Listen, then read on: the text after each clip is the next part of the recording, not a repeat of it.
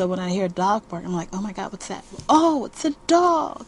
Right. I remember when you first came out. I remember how skittish you were. Oh yeah, very skittish. Yeah. Very. And and it all hasn't gone away.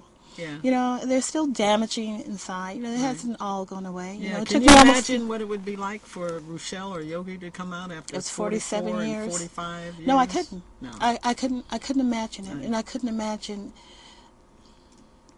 the evilness of someone being in lockup that long. I know, it's so mean, isn't it? It's cruel, and certainly not unusual in America, but certainly cruel. Very, very, very cruel. Ida, I want to talk a little bit about what Families with the Future does to help women when they get out. Well, I work in the collaboration of other organizations, and and what we do is that there's an organization that will work on different aspects of the woman's life. And the problem is there's not enough resources for people to be able to make it. They have a lot of places that say, oh, we're doing reentry work here because now that's a new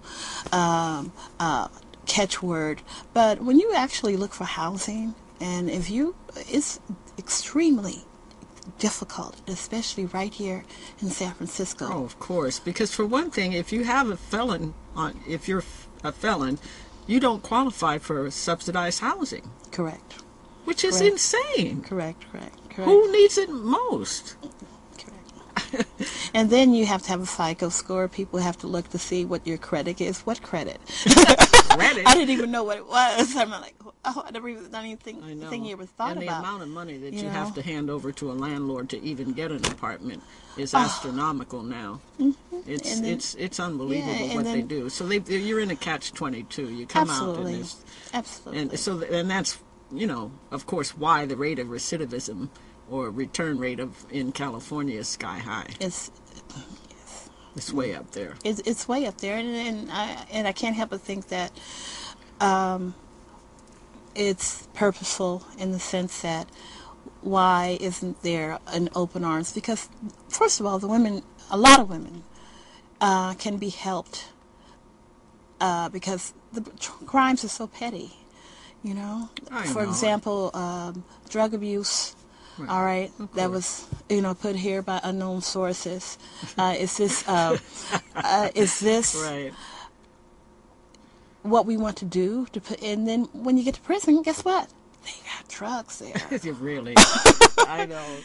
Nobody gets cured of drug addiction by going to prison. We know that now, and they know it. Yeah. However, at how much per prisoner now? I think it's up to about $40,000 per prisoner a year. A year. Right. Now, correct me if I'm wrong, but I think you can go through Harvard at that rate.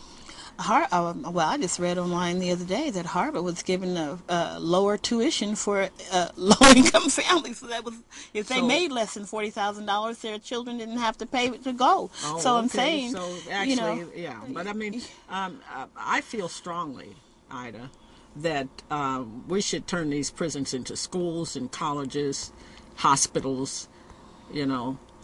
There's a lot of talent that's being wasted. Of course it is. There's a lot of talent that's being wasted. Yeah, we just have a few minutes left.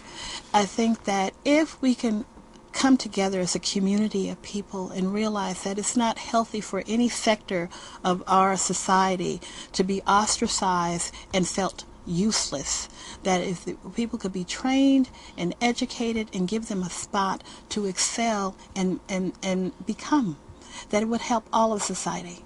Exactly, but we must not forget or lose sight of the fact that this is the prison industrial complex. It's the new plantation. It's slave labor too, and it's big time. They're making a ton of money. The lieutenant governor, no, not the lieutenant governor, the lieutenant corrections officer made more than the governor's salary in the year 2006. Okay? That's incredible. It is. And quite a number of guards made over $100,000. So I want to thank you very much, Ida, for being my guest. Thank you. I send out a shout out and tons of love to Mjumbi Ghazi, also known as Isaac Trunell, who's very ill in Summit Hospital in Oakland. Send him your love. Thank Arnell Valle for board opping. Thank you very much for tuning in to Freedom is the Constant Struggle. Tune in next week for Yuri Kochiyama, who will be here to talk about Malcolm X, because she knew him and they were born on the same date, May 19th. Thank you again. Power to the people. Power Good to the evening. people.